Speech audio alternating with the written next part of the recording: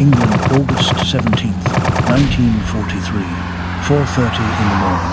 The fog is so thick you can't see 20 feet ahead, but behind that curtain of grey, the airfields are alive. Hundreds of B-17s flying fortresses lined up wing to wing, engines growling, wingtips glistening with dew and oil. The ground trembles, men shout over the roar of engines, fuel trucks hiss. This isn't a drill.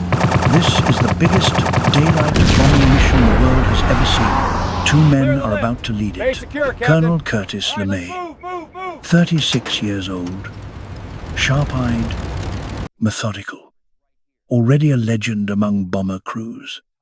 He believes discipline and calculation can turn chaos into victory. And Major Robert Williams, bold, restless, still young enough to think courage alone can outrun fear. They've never met, but in a few hours, both will fly straight into the same storm. A mission so deep into Germany that no American bomber has ever come back from it unscathed. Their targets: Regensburg and Schweinfurt. Regensburg, where Germany builds its Messerschmitt fighters. Schweinfurt, where it forges the ball bearings that keep every tank, truck and aircraft turning. Two industrial hearts, one strike, one chance to break the Reich from within. But to reach them, the Americans will have to cross 400 miles of sky, controlled by the Luftwaffe, with no fighter escort, no backup, and no second chance. As the engines roar louder and the sun begins to bleed through the fog, no one on those airfields knows who will come back. They only know this: by sunset, the fate of thousands will hang in the air. Inside the command tent, LeMay traced a black line across the map with his gloved finger. It stretched from the fog of East Anglia all the way to Regensburg, then curved south across the Alps and the Mediterranean to the airfields of North Africa. His voice was steady, low, almost without emotion. He told his men they would not be coming home to England tonight. They would bomb Regensburg and keep flying south until the sea was beneath them. No one asked questions. They just nodded, silently counting the odds. Across the field, Williams paced beside his own B-17, checking every gun mount and fuel line. His target was Schweinfurt, farther north, where the smoke from LeMay's attack might still hang in the afternoon sky. He could feel the weight of what was coming. The B-17s were powerful machines, bristling with guns, but everyone knew their weakness: no defensive turret on the nose. If the German fighters came head-on, they would be shooting into a blind spot. Williams glanced at his crew. Most were barely in their 20s. He smiled, but his stomach was tight as a wire. He whispered a quiet thought that no one else could hear: if we don't make it, at least let it matter. At 7:15, through a fog so thick the ground seemed to vanish, LeMay gave the order to take off. Engines thundered to life, one after another, until the air itself vibrated. The first bombers rolled down the runway and disappeared into the mist. 139 flying fortresses climbed toward the North Sea, their silver wings swallowed by cloud.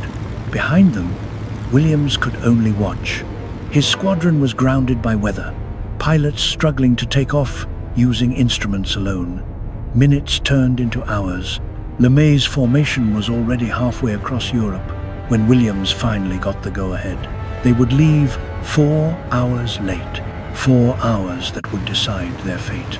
9:35 that morning, LeMay's bombers crossed the Dutch coast. The first black dots appeared in the distance, German interceptors, the Me-109s and Focke-Wulf 190s of the Luftwaffe. They came in fast, from above and ahead, diving out of the Sunday. Inside the cockpits of the American bombers, gunners shouted over the intercom. Metal rattled, engines screamed, and the air filled with streaks of fire. LeMay's voice crackled over the radio. Calm but iron hard. Hold formation. Do not break. His men obeyed. They flew tight, shoulder to shoulder, knowing that if one plane turned away, the whole group could unravel. Every burst of tracer fire lit the clouds like lightning. Some bombers fell, trailing smoke that turned the morning sky into a graveyard. But the rest kept going, locked together by discipline and sheer will. At 11:43, they reached Regensburg. LeMay watched the bombs drop from his window, strings of dark specks falling into sunlight. A moment later, the ground erupted. The Messerschmitt factory was hit dead on. 37 brand new fighters were destroyed before they ever touched the sky. Even the prototype jet, the secret Me-262, lay twisted and burning on the assembly line. For a heartbeat, victory seemed real.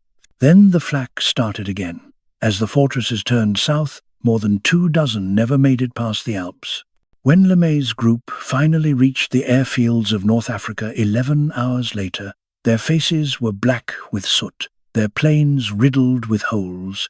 They had struck the enemy's heart, but it had cost them dearly. Back in England, the second wave was only just beginning. It was 11:20 when Williams' formation finally took off, 222 bombers climbing into a sky that no longer belonged to them. The Luftwaffe was waiting, refueled, rearmed, and furious. As soon as the Americans crossed into Germany, the fighters came again. 20 or 30 at a time, they slashed through the bomber stream. The B-17s fired back, their gunfire weaving a cage of light in the air. But the Germans knew exactly where to strike, straight at the nose, where no gun could reach. Within minutes, the formation was chaos. Williams grabbed the waist gun himself. The air inside the plane was hot and thick with the smell of cordite. He fired until the barrels split open, until the gloves on his hands smoked. Every time he looked out the window, another fortress was going down. One crew bailed out over a field of fire. Another exploded in midair, its wings sheared off by cannon shells. He shouted through the intercom, his voice cracking, "Hold the line, boys! We're not turning back." At 2:59 that afternoon, the first bombers reached Schweinfurt. The sky above the city was a wall of flak. Smoke and thunder rolled over the rooftops, but the attack was already unraveling. Because of the delay, the timing between groups was off. The lead elements arrived late, the following waves too early, some nearly colliding. Bombs fell wide or short, bursting harmlessly in fields and rail yards. Out of all the ordnance dropped, less than a third were the heavy 1,000-pound bombs needed to shatter the factories. Most were lighter, fragmentation rounds that scarred the walls but left the machines intact. By the time the last bomber turned for home, Schweinfurt was burning but not broken. The German plants would be back in operation within weeks, and the American squadrons were dying in the sky behind them. 23 bombers were shot down before reaching the target, several more as they turned away. The rest limped back toward the channel, leaking fuel and blood. That night, in a dim tent in North Africa, Curtis LeMay sat alone with the casualty reports. He read each name slowly, as if saying them could bring the men back. When he finished, he folded the paper once, then again, and set it aside. There was no speech, no bravado, just silence. He had done his duty and sent hundreds of boys into hell. In England, Robert Williams walked across a runway littered with debris and oil. Only fragments of his squadron had returned. The hangars smelled of fuel and loss. He peeled off his gloves. The palms were burned raw. He sat on a crate, watching the medics carry stretchers past. He wanted to believe it had meant something, that Schweinfurt had mattered, that the sacrifice had brought even a single day closer to peace. But deep down, he knew the truth. The mission had failed. The factories stood. The Germans still had their bearings, and his men were gone. That night, he wrote one line in his notebook. "I don't remember the bombs. I only remember the faces." Schweinfurt was supposed to cripple the Reich. Instead, it shattered the illusion that bombers could fight their way to victory alone. The flying fortress had lived up to its name, but even a fortress cannot stand without allies. The lesson was carved in fire across the skies of Europe. From that failure came a turning point. Engineers and commanders began racing to create a fighter that could fly the distance, one fast enough, long-ranged enough, to guard the bombers all the way to Berlin and back. Out of that search came the P-51 Mustang. Sleek, lethal, and unyielding the angel on the wing that would change the war. LeMay would go on to command the strategic air forces, shaping the very future of modern warfare. Williams would keep flying, but something in him stayed behind, forever circling over Schweinfurt. Years later, when reporters asked him what he remembered most, he smiled sadly. He said it wasn't the noise or the explosions, but the quiet afterward, the moment when the engines stopped and there was nothing left but wind and memory.